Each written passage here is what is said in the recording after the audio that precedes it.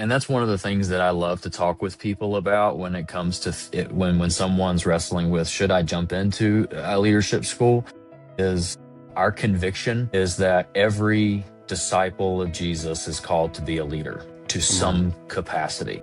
Yeah. If that is, you go to work every day, you are in proximity with people who don't know Jesus, and your calling is to lead people to Jesus. And so every disciple is to be a leader, and we want to develop that and lead people to do that well.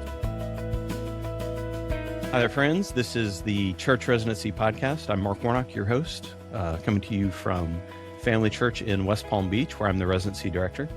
And today we're talking with Casey Swails. He's out in Ogden, Utah at Redemption Church. He's a connections and family pastor there and also runs leadership development for them. Casey, welcome to the podcast, man. Thanks so much, Mark. It's really great to be with you. Let's start talking about you. Tell us a little bit about like your spiritual background, sort of briefly how you came to faith, how you got into ministry. Because part of the question that I want to explore is, how does a person get to the leadership development kind of seat? Anyway, so introduce yourself. Tell us something about your family and help us out with that. Yeah, absolutely. I grew up in South Carolina, right outside of Columbia, and grew up in a Christian home. My parents made sure we were in church every week, and so I'm very grateful for my parents. But really didn't come to know the Lord until I was 16 years old. That was the season in my life when I was really confronted with the reality of my sin and my need for Jesus. And so was always around church, always kind of really involved in church life. But I remember before I came to know the Lord, very distinctly thinking, I don't want to be like the guy at the front of the room who talks about Jesus all the time. And famous last words. That's right. And so I came to know the Lord when I was 16 years old, and the Lord really changed my life at that point, and had some different people in my life who poured into me over the next couple of years of high school, and went to college at Charleston Southern University, got into a discipleship group with some guys, and that's where I really started some exponential growth, I would say, as a follower of Jesus. And through that season, God used that season in my life to prick my heart for the church. Particularly Hebrews 2:1 was what I really accredit to the Lord. The verse God used to call me to ministry says, "We must give a more earnest heed to the things which we've heard, lest we drift away." Okay. And my conviction was that we need to grab a hold of the gospel and never let go. And Amen. So from that point forward, I changed my major from criminal justice at that point to Christian studies. So finished Charleston Southern with a Christian studies degree. And during that time period, I came to Utah for the first time, and was involved at Redemption Church and as an intern during 2 consecutive summers in 2016 and 17. And the Lord really used the church planting team here with Pastor Bobby and Pastor Nick and Pastor Daniel to develop me in some really intentional ways as a leader, in ways I'd really never been developed before. And so Redemption has been really pivotal in my life as a follower of Jesus and just as a leader. And so after that, went back to South Carolina, graduated from college, married my wife in 2018. So thankful for my wife. She is the backbone of what I do for a living. Couldn't do this without her. We got married in the summer of 2018. And have 3 children, Haddon, Lyle, and Pruitt. Haddon's 5, Lyle is 3, and Pruitt is 3 weeks old. So you got your hands full, brother. Right in the thick of it, man. So we're very grateful to be here in Utah. God called us here in 2021 to come on staff here at Redemption. I became a pastor here at Redemption in 2022. Okay. Was when I assumed the pastoral responsibilities, and yeah, just grateful to be a part of what the Lord's doing here. So Even just from that, it seems like Redemption had some leadership development kind of baked into their DNA. Like even when you're out there as an intern, like they're pouring into you. And so now it's still part of the fabric of the church. Tell us a little bit more about Redemption. You guys are multi-site of some flavor. Give us a little description of your church. yeah, so Redemption Church was planted in Ogden, Utah in 2013. Pastor Bobby came out here, Yeah. went to New Orleans Seminary. He was convicted for the vast lostness that exists in Utah. Yeah. And so he came out here in 2010, was a youth pastor, and eventually they sent him out where he was the youth Mm-hmm. pastor. They sent Mm-hmm. him out to plant Redemption Church in Ogden. And so planted in 2013 in his living room. And the team developed from there through some connections that he's had Mm-hmm. over his many years of ministry. And the vision from the very beginning was always to see healthy gospel preaching, teaching churches all Yeah. over Utah. Amen. That was the need. That is still the need today. And so that really started to take off, I would say, in 2022 when we started to have the conversation about a family of churches. We were getting ready to plant our first church out of Redemption Church Ogden. And Mm-hmm. so we wanted to figure out, what does healthy church planting look like in Utah? And so from that point forward, we planted Redemption Church North Davis, which was our beginning phase of the Redemption family of churches. And so today we have 4 churches that are part of the family of churches: Let's go. Redemption North Davis, Redemption North Ogden, Redemption Ogden, and then we have a Spanish-speaking church, Iglesia Redención, that meets in the Redemption Church Ogden building. So we are autonomous churches where we partner together very closely for the sake of mission in Utah and Mm-hmm. abroad. So, yeah, it has been awesome just to kind of see how the Lord has multiplied over the last few years. That's really cool. That's really cool. All right. So tell us about your leadership development process. What is it? What do you call it? Give us kind of the high level thing, and then I'm going to double click on different aspects of it. And again, kind of our goal for the podcast is so that other people running residencies can learn what other people are doing, and then pastors at churches who are interested in getting started can see some models and hopefully learn from our mistakes and that kind of thing. So tell us about your program. Absolutely. Yeah, this is something that we are still very much in the learning process on ourselves. And Aren't so we all? we are in that phase for sure. And so our leadership development process is not necessarily a linear one, Mm-hmm. in that you move from one point to the next, to the next, to the next. Okay. It is a process that we have developed as a family of churches, where that really can be tailored to where the leader coming into the pipeline can grow best. And so my piece of the puzzle with this is Redemption Leadership School. And so it has morphed over the last 3 years. We got started in January of 2023. And at that point, we called it Residency. Today, Mm-hmm. Residency is a little bit is a different thing than Okay. what our leadership school is. Residency for us in the Redemption family of churches is a guy who is getting ready to plant a church. He's Mm-hmm. within 2 years of planting. Right. A leadership school is more of the initial development foundations. Mm-hmm. And so what we do with leadership school is we have developed a 2-year process to walk students through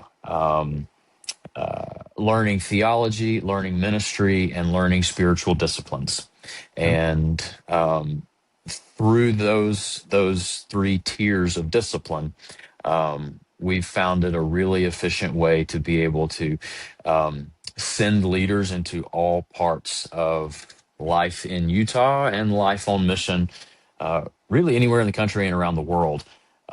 So leadership school for us is really that foundational piece, Mm-hmm. and we're able to send them into different parts of the pipeline, whether that's our pastoral apprenticeship or our Great Commission training, which is training for international missions, Okay. or even straight into a residency, getting ready to plant a church. So, Okay. All right. So I'm starting to see the components. You have like the leadership school, sort of like the preparatory thing. Maybe that's farther up the funnel, so to speak. And yes. then you've got a pastoral preparation angle, a church planting preparation angle, and then an international mission preparation angle, or like pathway. Maybe that's the right word. Yes, that's right, and any of those things could feed into others. Um, and so if we have seminary students that come out that Mm-hmm. have a lot of theological background and those kind of things, we may feed them straight into pastoral apprenticeship, Sure. or we may feed them straight into Great Commission training for sending them internationally if that's something the Lord's put on their heart, or maybe straight into residency. So, like I said, it's not necessarily a linear step by step process. We're able to assess where the leader is in particular, and then let them guide them to a place that'll be best for their growth moving forward. Okay.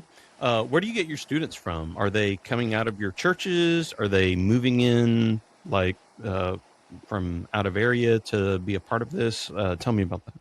Yeah, so a little bit of both. So we have an open invitation to leadership school for every member of every Redemption Church.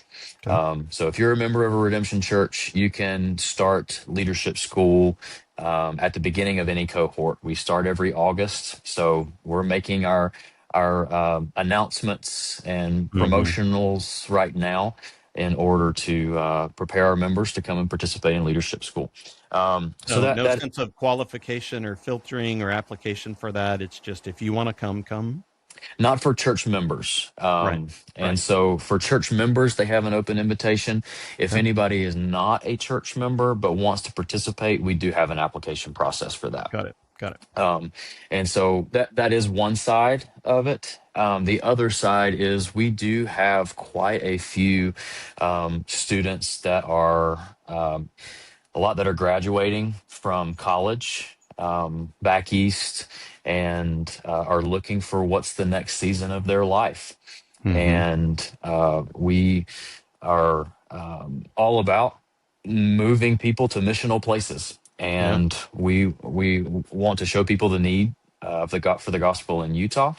And so we have partnerships with different ministries around the country where they can send students to us, and they have an on ramp through leadership school Mm-hmm. to be able to move here, live missionally. We can help them with their transition in different ways and develop them as leaders through our pipeline. Okay. You said it's a 2-year program, Right. leadership school. All right. So kind of walk me through the curriculum. If I come and I'm a church member at Redemption and I sign up for leadership school, what am I in for? Yeah, it's great. So we run like typical college semesters. And so it's 4 semesters, 16 weeks. And all of leadership school is developed around the three tiers of discipline that I explained just a moment ago. Yeah. Yeah. So theological discipline is the backbone. We want to explain and teach our students that we do things the way we do things for theological reasons. Um, and that's the backbone of what we do. So when we think about doing ministry, or we think about planting churches, or we think about going to work every day, we should be thinking about Mm-hmm. those things theologically. Okay. And then we develop them with spiritual disciplines. So in order for a leader to be healthy, a leader must be spiritually disciplined, pursuing holiness. And so we walk through very slowly Don Whitney's Spiritual Disciplines for the Christian Mm-hmm. Life. Great book. And we build those disciplines into our students and challenge them to practice those disciplines over the course of a year so that they become habitual in the life of a Christian. Mm-hmm. And so we teach spiritual disciplines as the heart, and then the hands of things we teach ministry philosophy. So we have a way of going about ministry, and especially in our context, ministry philosophy is really important. Yeah. And so we want to teach our students, hey, this is how we're doing ministry in particular ways, and this is why we're doing it that way. Here's how we're making disciples in this arena, and Mm-hmm. how you could be part of this. So year one is predominantly classroom time. So Mm-hmm. a lot of lecture, a lot of conversation about the theological topics, accountability when it comes to the spiritual disciplines, and Mm-hmm. lots of interaction as it comes to ministry philosophy. So we sit in the classroom, we talk, they write papers, position papers, read through several different books on the topics that we're covering. And then in year two, we meet every other week in class as it sits currently. And the idea is we want to train them in leadership principles, godly leadership principles, and carrying out a faithful missiology Okay. in year two. And so that's every other week. The reason we do every other week currently in year two is we want to challenge them in year two to get plugged into a ministry where they are making disciples. Mm-hmm. That's the big push for year two is challenging our students to be making disciples within different ministries or in different spheres. And then they come back together and we get to coach them through the challenges and encourage them in the great moments of disciple making. So that's kind of a high flying Yeah. overview of what it looks So like to be in leadership school. sounds like year one's more educational, academic, and then year two's more like practical, applicational, Correct. Lot like of hands missional on. coaching. Yeah, exactly. Yep. That's great. Um, uh, give us a sense of like, what's the size of your churches and how many students do you have in leadership school? Mhm. So, Redemption Church Ogden, like I said, we planted in 2013. We Mm-hmm. are sitting right around the 400 mark on a Sunday Okay. morning. Okay. That's good. Our membership is right around 130, give or take a little bit. Mm-hmm. And maybe we can talk about why that is. Our context is really interesting when it comes to church membership, and I'm sure. leadership school has played a really important role in developing that. So Ogden is around 400 in attendance, 130 members. The other churches, the Spanish church, probably around 40. Mm-hmm. Other two churches are between 150 and 200. Okay. In terms of leadership school, this year we started with I want to say we started with 28 students, and Okay. we have So an attrition rate every year, and so mm-hmm. now we're about to finish up year one with this third cohort, and we're retaining right around 20. So we're grateful for that. Okay. Okay.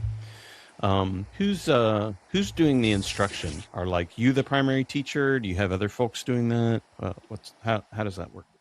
Yeah, so myself and one of the other pastors, he's currently a pastor at Redemption Church North Davis. He's going to be going with another plant very soon.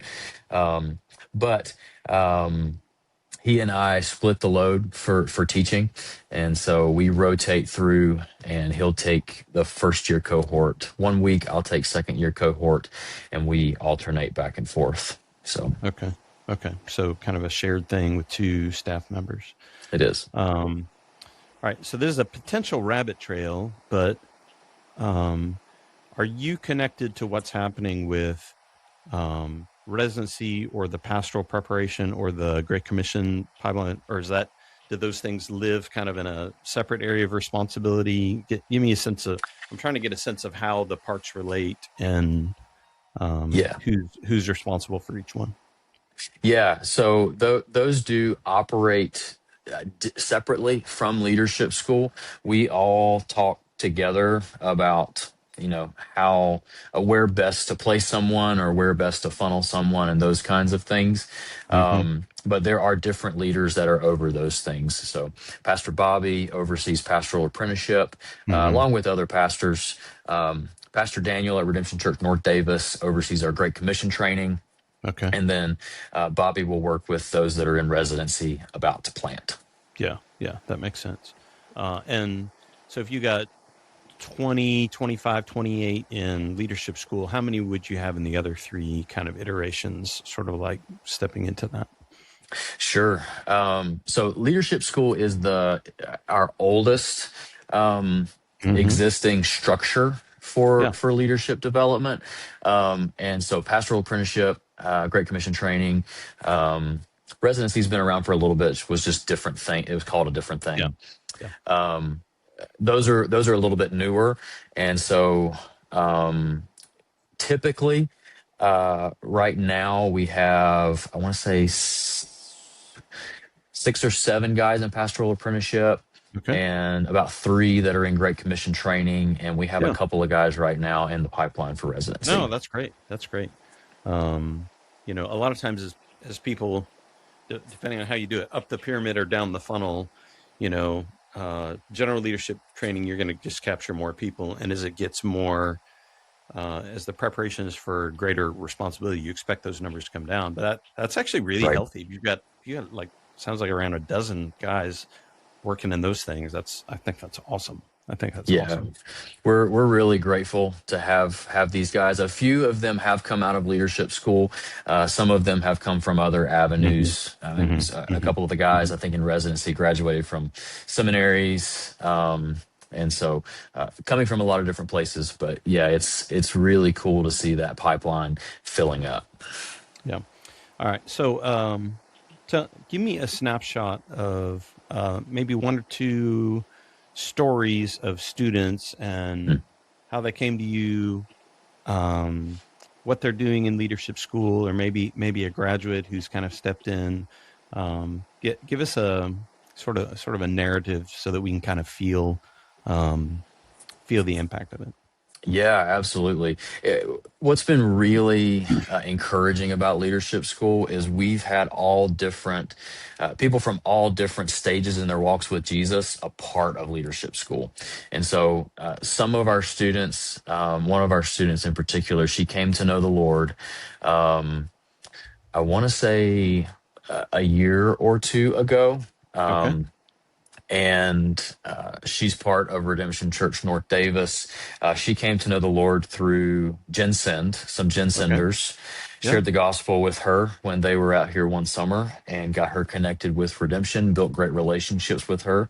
Mm-hmm. She came to know Jesus, and Jesus totally changed her life, and she Amen. was hungry to learn more, to dig deeper into theology, her walk with Jesus, and how does she faithfully make disciples. And so we got her plugged into leadership school, and she has been thriving. It's been really cool to see. And there's several stories within leadership school like that. I think another cool side of this is I mentioned earlier that church membership is a difficult topic here in Yeah. Utah. Say more about that, because like ministering in the Mormon context, I'm sure that you have all kinds of things that you have to sort of like deconstruct and reconstruct in your discipleship process. Tell me about that. No doubt, and it's really interesting. A couple of years ago, we were at youth camp, and one of my students at youth camp came up to me, and I forget how the topic came up, but she had asked me about church membership. She said, "How much does it cost to be a church member?" So, No, we're not that kind of church. yeah, that's right. So we had to walk through that. but that's not really an uncommon thought. When Yeah. in our context, when you hear someone say church membership, Yeah. either they don't have any kind of a framework for that, and the only framework they have of membership is I go to the gym and pay my dues, Right. or their context and their framework for membership is the LDS Church, Right. which has a very heavy-handed view Hmm. of membership, and people have been burned by it. Hmm. And so there's a lot of interesting background there. So people are really hesitant when we talk about church membership and invite people to become members of the church. We have a couple, a family actually, husband and wife, and their son who's in high school, going through leadership school right now. And his words to me were when I invited him into leadership school was, do I have to be a member? And if I have to be a member, you need to show me exactly in the Bible where it says I need to be a Okay. church member. Okay. That's great. And Those so are good questions. they are great questions. We love those questions. And so the way we frame leadership school is we say, for year one, you don't have to be a church member. You can participate in the year one of Okay. leadership school without being a church member. To move into year two, you do have to become a church member if you Hmm. want to Hmm. finish leadership Okay. school. Okay. But the second semester of leadership school is overwhelmingly filled with ecclesiology, Yeah. where we walk through what is the church, how do we hold each other accountable as a church, how do we fellowship as a church, and what is church membership, what does the Bible say about church membership, and we walk through all of those things, and that family through leadership school got a really firm grasp and even conviction that church membership is what is healthy for followers of Jesus. And so they became members of Redemption Church, and they're going to be graduating this year. Okay. So, Very cool. it is just awesome to see God molding hearts and shaping people to follow Him. So, It sounds to me like I think classically we have seen discipleship and leadership development as separate things, as like mm, separate categories. I say classically, I mean, like when I was coming up through like 90s church, discipleship was over here and leadership was over here. And I think that's a mistake. But it sounds to me like you guys have tightened that up even more than the way that I'm thinking about it, because, it's clear that there's some important theological formation that's happening. Like you're not just clarifying people's language, you're helping change their minds as they're working through leadership school. absolutely. And that's one of the things that I love to talk with people about when it comes to when someone's wrestling with should I jump into a leadership school, is our conviction is that every disciple of Jesus is called to be a leader to Come on. some capacity. Yeah. If that is you go to work every day, you are in proximity with people who don't know Jesus, and your Mm-hmm. calling is to lead people to Jesus. And so every disciple is to be a leader, and we want to develop that and lead people to do that well. So yeah, I totally agree. The leadership development and discipleship Mm-hmm. are linked, and that's the way we want to really fill this pipeline with discipleship. So great. One of the big challenges we're having, I think, kingdom wide is there's this dearth of leaders who are able to step in to be pastors and missionaries and that kind of thing. I've been thinking about just sort of like the coming leadership crisis. And we've had a lot of conversations in North American Mission Board circles about this too, especially in the area of church planting. Where do we get church planters from? Where do we get them from? And so much of the conversation keeps backing up into discipleship at the local church. Mm. Anyway, so it is, I think a person could listen to what you're describing is like, yeah, that sounds to me like a discipleship program. And like the answer is yes. Mhm. Because where do leaders we need come from? They come from churches where they're discipling them really well and Right. challenge them into leadership. So I'm excited about that. Affirm that for you. Yeah, it's a Um, lot of fun. I do have a question about financials because, like, Okay. when people do residencies and different things, some of them charge and some of them pay their residents. But what do the financials of your program look like? Yeah, so we don't charge. The only thing that we ask of our students is pay for the books. Okay, So when a student comes in, all we say is, hey, we will give you the list of books that you're going to be reading over the next couple of years. Buy those books and just be part of the class. So we don't have really other financial burdens or anything. so the Um, expense for the church really is just you and the other pastor's time and attention to make the thing happen. Correct. Yep, that's it. Okay. Did you guys write your own curriculum? Did you develop it all yourself? We did. We did. Me and Andrew Mullins, the other guy who Okay. helps teach, we developed it together, and we used Wayne Grudem's systematic theology as Okay. the backbone, and we wrote the curriculum. Um, Using Grudem as kind of the primary Hmm. text that we're walking through, and then we pull in other sources to Okay. speak into the different doctrines that we walk through or different leadership principles that we walk through. So Okay. Okay. yeah. All right. So, what have you learned in the process of doing this? Like, what are the things that if you could go back to the beginning and say, "Oh, I wish I had started doing that." Like, I've got a bunch of those. I want to know what yours are. Yes, for sure. I think my downfall is I am a planner. Hmm. And I like things to be structured and for them to go the way I intend for them to go. And that's just not the case for ministry or not the case for Yeah. mission. So, Yeah. um, I think one of the things that I've learned walking through this, we're like I said, we're three cohorts in at this point, Okay. and still have a long way to go in working out Hmm. kinks, but adaptability. Um, Yep. every group of students that we get has been different. Oh yeah. They have different, they're at different places in their walks with Jesus. They struggle with different things. They have different leadership gifts and leadership weaknesses. Hmm. And so figuring out each cohort how to color outside of the lines a little bit, Hmm. and get outside of our boxes in order to meet the students where they're at so that we can develop them better. And that's come out in a lot of different ways.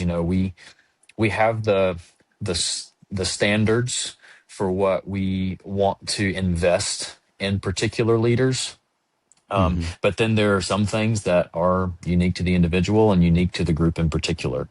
And so we're even today working through how do we better meet the students where they're at and develop them from where they're at. Hmm. One of the things that we're kind of learning, I'm starting to sense because our youngest residents are 23, right? Mm, I have them 23 to 82, but I'm starting to feel the generational shift.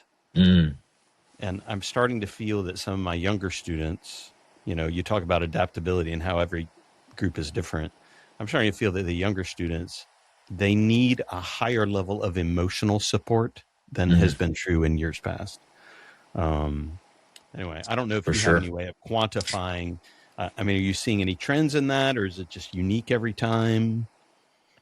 Yeah, I would say that is the case. There is a lot of, and honestly, I've seen it across the board, in terms of age demographic. A lot of when I say, hey, you're going to be writing a 3 to 5 page position paper, a lot of anxiety comes with that. Yeah. And so coaching people through that and meeting them where they're at in that to say, hey, this is not scary. We just want you to articulate what you believe well and those kinds of things. But really, and maybe this is contextual for us. Hmm. Um, but I mean, there are some older people who are in leadership school, Mm-hmm. have been through leadership school who are very young in their walk with the Lord. Yeah. And so a little bit more emotionally unstable in some ways. Hmm. Okay. And some younger followers of Jesus who are a little bit further along in their walk with the Lord. Interesting. Than even some older folks. So yeah, in our context, every group has been really unique, but it's been really great and has taught us a lot as leaders in how to meet people where they're at. Okay. Awesome. What's a big challenge you're trying to solve right now? Yeah, I think our biggest challenge at the moment, as I shared a moment ago, our year two is intended to be very hands-on. Mm-hmm. And our vision for this is we want our leaders and those students in leadership school to be working together as a coach and a student. Mm-hmm. And so that in some areas that has gone really well. In some, it has provided a challenge. Leaders have only so much bandwidth, That's right. That's right. and so we want to be able to coach them well, our students well, and give them real practical growth plans for how they can improve as disciple makers in year two. So we're exploring some different ways to shape year two to be Mm-hmm. a little bit more uh, intimately involved in the coaching of each student, Mm-hmm. so that they can leave leadership school with some confidence that they're making disciples, having grown Yeah. as a follower of Jesus. So This, I think, is one of the challenges of leadership development is if you want really high impact on the leaders that you're developing, you have to give them focused attention right, from other leaders. And there's no substitute for that one-on-one. But then the question is, okay, well, how do I do that for 28? How do you scale personal attention? And right. that's not easy to do. And then the tension between, pastors, hey, you have this leader that you're supposed to develop. Yeah, but what about all the other things that I have to do? Right. Leadership development often becomes a victim of the tyranny of the urgent, which is why, frankly, we're in the situation that we're in now, as a broader church, is we're doing our services and we're running our programs in the midst of that. It's like, well, where are the leaders that you're developing? Because if you're not doing it now, you're going to come to where you need them. And we are, as the broader church, we are at that spot right now. And feeling the pinch. Yeah, exactly. And we feel it. I'm sure as you guys do too. Is it becomes exponentially more challenging when you're putting leaders or students in a room from all different churches, and so we have Mm-hmm. students from Yep. every church within the Redemption family of churches, Mm-hmm. and some of those are relatively new church plants, and so those Yep. pastors are very overworked when it comes Yeah, to that's right. what they're trying to accomplish, and so that's the other side of the challenge is to this point, I get the sense that we have expected some things unfairly on a leadership school side of things from church planters because they need to be Mm-hmm. focused on pastoral things when it comes to church planting. And how do we resource them better with healthy leaders from leadership school? So it gets challenging the more you spread out. Yeah. We're at 20 campuses right now, and my parallel challenge to that is training our campus pastors to understand how it is that we're helping them Mm, and helping them because it's the same thing. They have so many things on their plate. It's the tyranny of the urgent. How do you do this? Because at the end of the day, what they need is they need those equipped leaders to help them move the ball forward at their campus. right. Um, Healthy so churches have healthy leaders. So yeah, that's right, man. That's right. that's it. All right. some of the people listening to this podcast are interested in getting some sort of residency leadership development process started. What counselor words would you give to those kind of folks?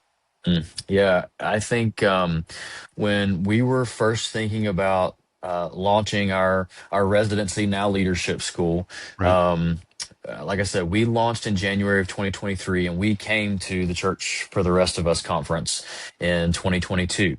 Come on. And so I came and sat in your residency breakout session. Yeah, that's right. That's right. And one of the things that you said that has resonated with me that got us started was pick some good books, find some people, sit down, and start meeting. Yeah. Amen. Amen. And so that's what we did. And look at you Um, now. You've yeah, got you've got all these students in leadership school. You've got 3 different like pathways for higher level leaders, and that's only been how many years? 3 years, 3 years. That's So outstanding, bro. That is by outstanding God's development. grace, we're seeing multiplication. So we're very thankful for that. And yeah, just I think that along with the asking the question of what does it take to develop a healthy leader, Mm-hmm. that's where we really landed on our structure of theological, spiritual discipline, Mm-hmm. and ministry philosophy. If we can pour those 3 things into leaders, then we should be able to multiply our leadership in a healthy way. So, I guess my encouragement would be pick some books, pick some people, and ask yourself the question: what is a healthy leader within your church? What do you Yeah. want to see from a healthy leader in your church? And Yeah. start developing that direction. Yeah.